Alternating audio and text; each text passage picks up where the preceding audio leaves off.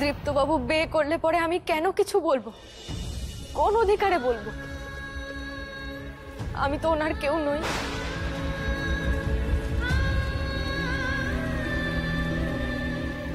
আমি তো এই বাড়ির কেউ নই। তাহলে শুধু শুধু এটুকুই চাইবো, উনি যাকে বিয়ে করবেন তার সাথে যেন সুখে সংসার করেন, ভালো থাকে।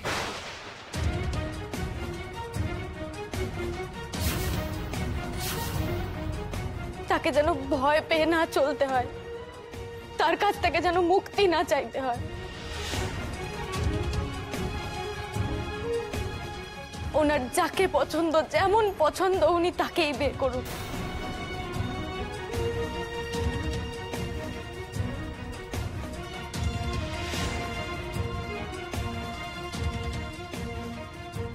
মা বিশালাক্ষীর কৃপায় যেন উনি সুখে সংসার করেন, সুখে থাকেন, এইটুকুই চাইবো আমি, আর কিচ্ছুটি চাইবো না।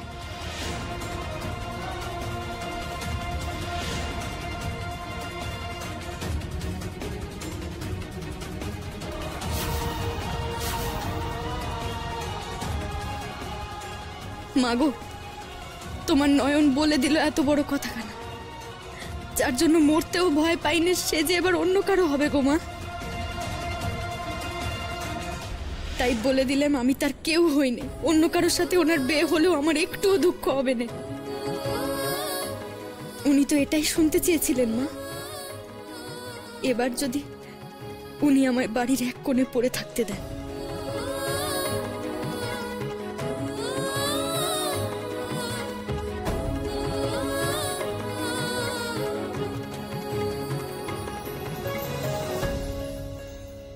একটা কথা বলবো বাবা, আমাদের কি জোর করে নয়নকে সাথে নিয়ে আসা উচিত? বৌমা, আমি ওই কথাটাই তখন থেকে ভাবছিলাম নিয়ে এলেই হতো, কিন্তু কি বাবা, নিয়ে এলে কি গায়ের লোক ওকে তিষ্ঠতে দিত বৌমা? গাগঞ্জের মেয়েরা স্বামীর ঘর থেকে ফিরে এলে চারিদিকে ঢিঢি পড়ে যায়, কত কুকথা শুনতে হয়। তারপরে নয়নকে তো কেউ কথা শোনাতেও ছাড়ে না। গ্রামে ফিরে এলে ওর কপালে কষ্ট কিছু কম হতো না বৌমা। কেন মেয়েটার কপালটা এরকম পোড়া বলুন তো? কেঁদো না বৌমা, কেঁদো না। শুনলে তো নয়ন কি গাইছিল, তুমি যন্ত্র আমি যন্ত্রী। এ দুনিয়ায় যা ঘটছে সব ওই মা বিশালাক্ষীর দয়াই ঘটছে। মা ওর জন্যে যে পথ বেছে দিয়েছেন বৌমা, সেই পথ থেকে ওকে সরিয়ে আনার আমরা কে? হয়তো এতেই ওর মঙ্গল। মা বিশালাক্ষী ওকে দিয়ে অন্যের মঙ্গল করায়, কিন্তু মা নিজে কবে ওর মঙ্গল করবে? বাবা বাবা, আবার কান্নাকাটি। তুমি একটু থামবে? এতই যখন নয়ন নয়ন করে হেদিয়ে মরছো, তখন গাড়ি ঘোরাও দেখি, জামাই বাড়ি চলো। দাদা, আপনি গাড়িটা ঘোরান তো, ঘোরান। না না, তুমি গাড়ি ঘুরাবেন না। ও ভাই, গাড়ি ঘুরেও না, তুমি যেদিকে যাচ্ছিলে সেদিকে চলো। ও মা, দিদির শ্বশুর বাড়িতে দিদিকে একবারে... দিদির শ্বশুর বাড়ি যাওয়ার জন্য এত ছোকচকানি কেন রে তোর? হ্যাঁ, ও সে তুমি বুঝবে না। দিদির ভাগ্য যেমন ও বাড়িতে লেখা আছে, তেমনই হয়তো আমার ভাগ্য ও বাড়িতেই লেখা আছে। গাড়ি ঘোরাতে বারণ করলে কেন? দাদা, আপনি গাড়িটা ঘোরান, বলছি তো ঘোরান। খবরদার কম, কিছুতেই গাড়ি ঘুরবে না।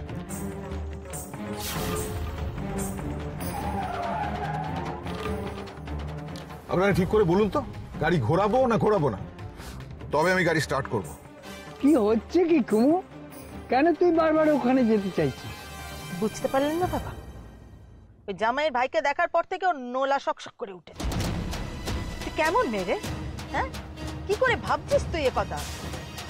কোথায় তুই আর কোথায় সে? মানে দিদির যদি ওরকম ভালো বর হতে পারে, তাহলে আমি তো দিদির চেয়ে 1000 গুণ সুন্দর দেখতে। আমার কপালে ওরকম ভালো বর হবে না কেন শুনি? মুখ সামলে কথা বল বলছি। মুখ সামলে কথা বল। এবার গায়ে ফেরত চল।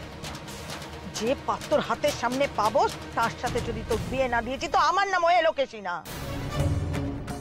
ওর কথা ঠিক নেই দাদা, আপনি গাড়িটা চালান, আমরা গাঁই ফিরবো, ওর কথায় কান দেবার দরকার নেই।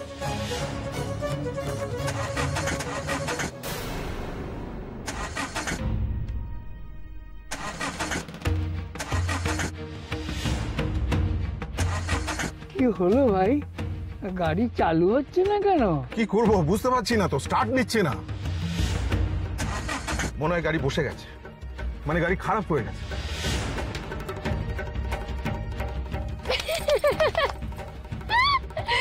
দেখলে তো মা, তোমাদের মা বিশালাক্ষীও চান আমরা গায়ে না ফিরি, তাই তো এভাবে গাড়িটা খারাপ হয়ে গেল।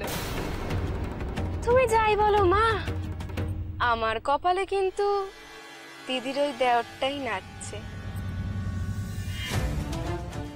ওই বাড়িতেই বউ হয়ে গিয়ে পায়ের উপর পা তুলে দিদির উপর ছড়ি ঘোরাবো আমি, তবেই আমার শান্তি হবে। কি বলছিস তুই হতভাগী? এসব কথা কেন বললি? কেন?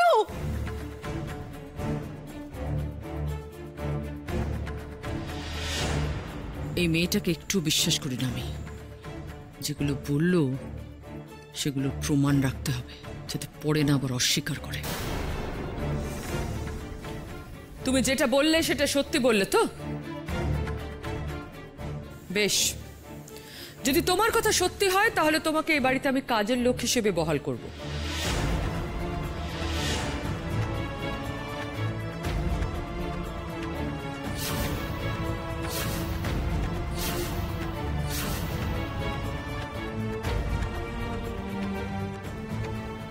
মা,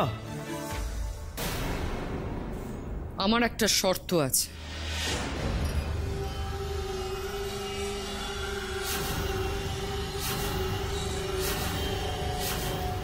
শর্ত? হ্যাঁ, শর্ত। তুমি যেটা বললে তার সত্যতাটা প্রমাণ করতে হবে।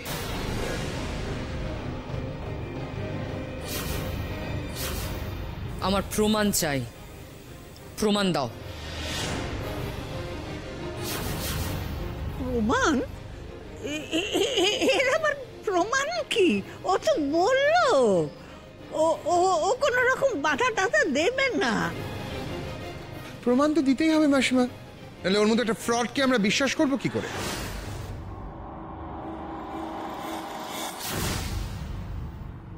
Exactly so. যা তো পিকু, ঠাকুর ঘর থেকে গীতাটা নিয়ে আয়। ও যা যা বলল সেগুলোকে গীতায় হাত দিয়ে বলতে হবে।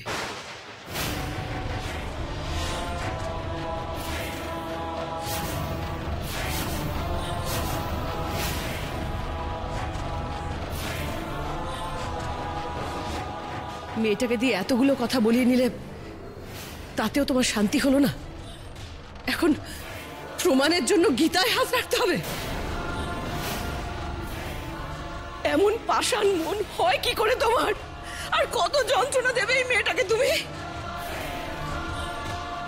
আমি দীপুর মা প্রতিমা, আমার ছেলের ভালোর জন্য আমি যে কোনো এক্সটেন্টে যেতে পারি। দাঁড়িয়ে দাঁড়িয়ে এত বড় বড় কথা বলছে, সেটা কতটা সত্যি বলছে আমাকে যাচাই করে নিতে হবে না? তারপর তো দীপুর বউয়ের সঙ্গে সংসার পাতলে ও তো ভাঙন ধরা, তখন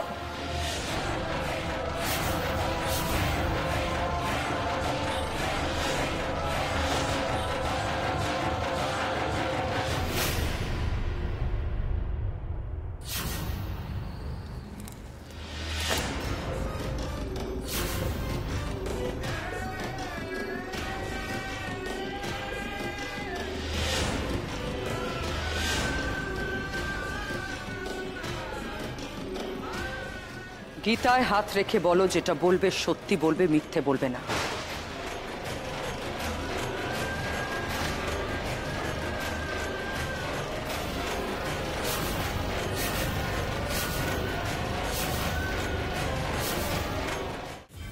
মা, মা এসব ছাড়ো না, এসব বলিনি, কি লাভ বলো তো? এসব লাভ ক্ষতি তুই বুঝবি না। ওই মেয়েকে আমার একটুও বিশ্বাস হয় না। শোনো মা, ওকে দিয়ে সব বলানোর দরকার নেই, আর এখানে রাখারও দরকার নেই, ব্যাস মিটে গেল। না দীপু, ওকে আমি উচিত শিক্ষা দেব। ও কি ভেবেছে সবার সামনে এত বড় বড় কথা বলে মহান হবে, আর তোর পেছনে তোর এগেনস্টে কনস্পিরেসি করবে? ও জানে না ও কার সঙ্গে খেলতে এসেছে। সংযুক্তা বোসকে বোকা বানানো অত সহজ নয়। যেটা বলতে বললাম সেটা বলো।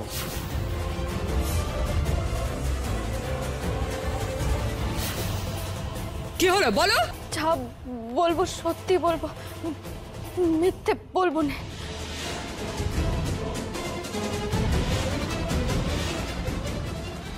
বলো তুমি দৃপ্ত স্ত্রী নও।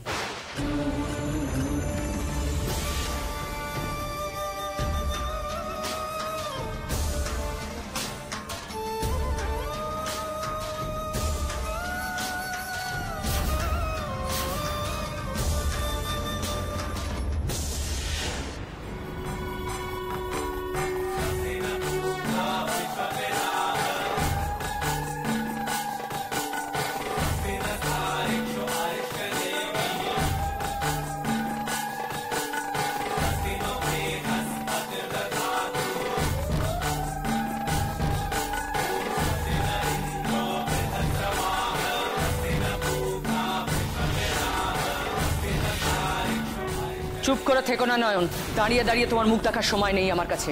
যেটা বলতে বলছি সেটা বলো। না নয়ন, এ কথা বলবি না তুই, আমি তোকে বলতে দেব না।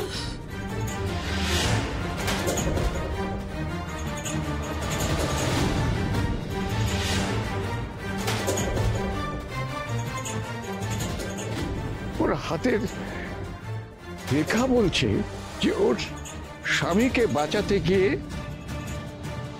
ওর মৃত্যু হবে।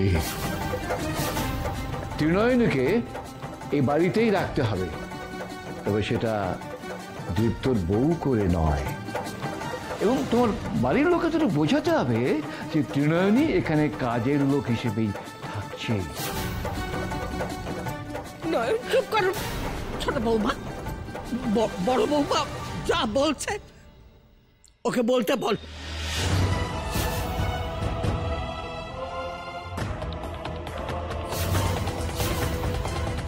মা, এই কথা আপনি বলছেন? যা বলছি ঠিক বলছি। বড় বৌমার ছেলে, ভালো মন্দটা ওকেই ভাবতে দাও।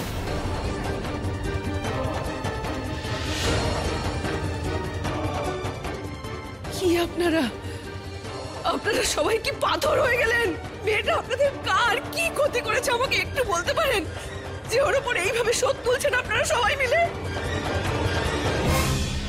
ও বাড়ির ছেলের প্রাণ বাঁচিয়েছে, এটাই কি ওর দোষ?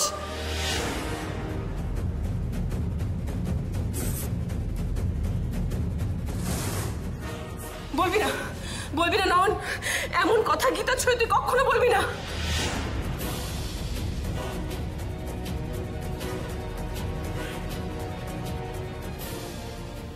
কোনো দরকার ছিল না এসবের, বার করে দিলে তো ঝামেলাটা চুকে যেত। মা যদি আমার একটা কথা শোনে। আমি তৃপ্ত বাবুর স্ত্রী নই।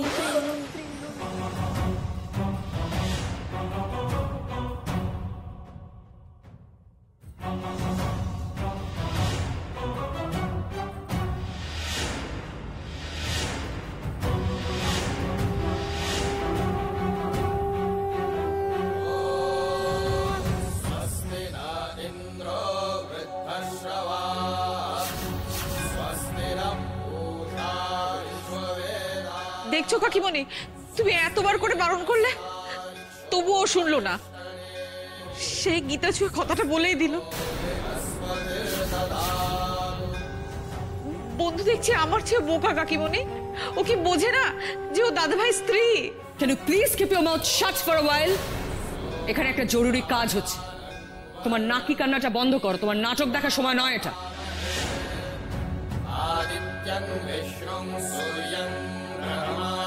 কি হলো, চুপ করে আছো কেন? বলো বলো, দীপ্ত আবার বিয়ে করলে তুমি আপত্তি করবে না?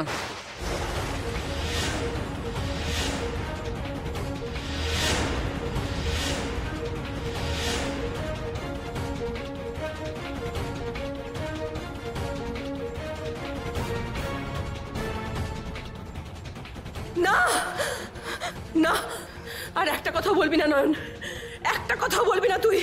এই যে কি যন্ত্রণা আমি হাড়ে হাড়ে জানি। নিজের স্বামীকে অন্য কারোর সাথে দেখা যায় না নয়ন, পৃথিবীটা শেষ হয়ে যায় চোখের সামনে। দেখাচ্ছে তো অন্ধ হয়ে যাওয়া ভালো রে। এভাবে নিজের সর্বনাশ ডেকে আনিস না মা, দোহাই তোর, দোহাই।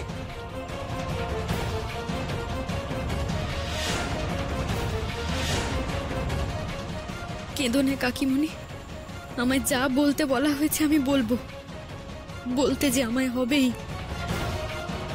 দীপ্তবাবুকে বাঁচাতে যা করতে হয় আমি করব, যা বলতে হয় বলবো আমি।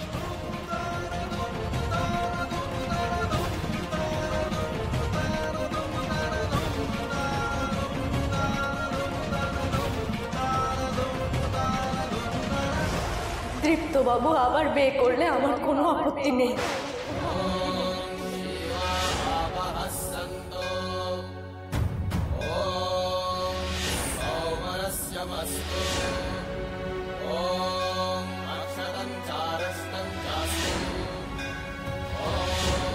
প্রয়োজনে নতুন বউকে আমি বরণ করে ঘরে তুলব।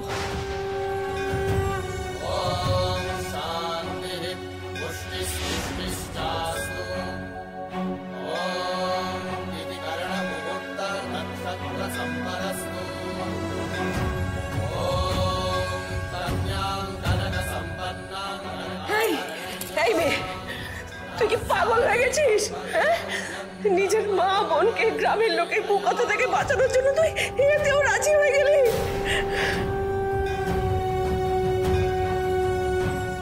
একটু দেখো না ভাই, যদি কিছু করতে পারো, তা নাহলে বড় বিপদে পড়ে যাব।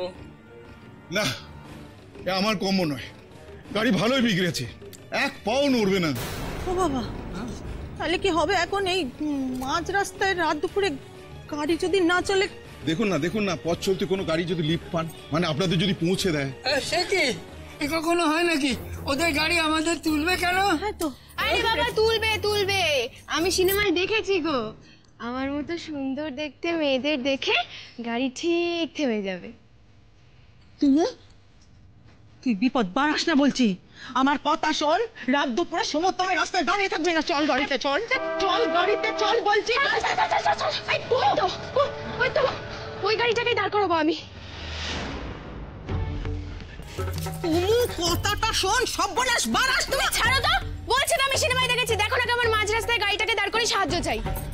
বাবা, আপনি কিছু বলুন। দিদি, ও দিদি, ও গাড়িটা তো কলকাতার দিকে যাচ্ছে গো। তুমি কথাটা শোন।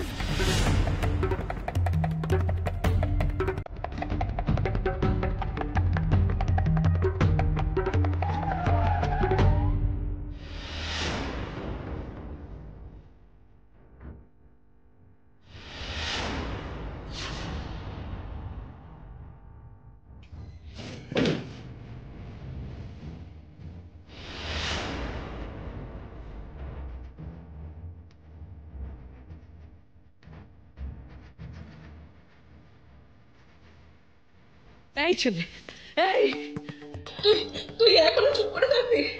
হ্যাঁ, কিচ্ছু বলবি না দীপু? যে মেয়েটা তোর প্রাণ বাঁচালো তাকে যে সকলে মিলে মেরে ফেলছে, খুন করে ফেলছে একটা মেয়েকে চোখের সামনে, তো কিছু বলবি না তুই?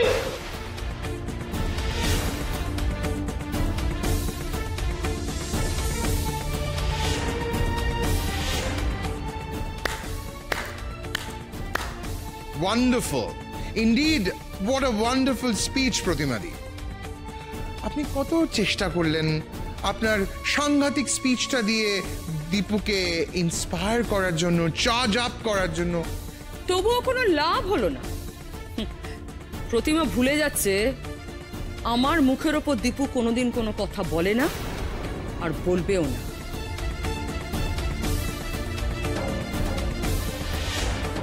গীতায় হাত দিয়ে বলো তোমাদের দুজনের ডিভোর্স পেপার রেডি হলে তুমি সই করে দেবে।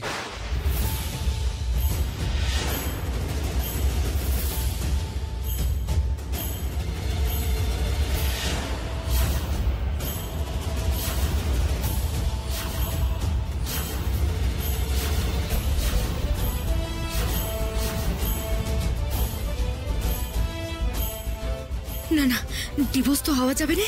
বাবা তো তাই বলেছিল, ডিভোর্স হয়ে গেলে যে আমি আর মনে হয় রক্ষা কবচ থাকবো না। দেখো তুমি যদি না বলো তাহলে কিন্তু এখানে তোমাকে কাজের লোক হিসেবে আমি রাখতে পারবো না।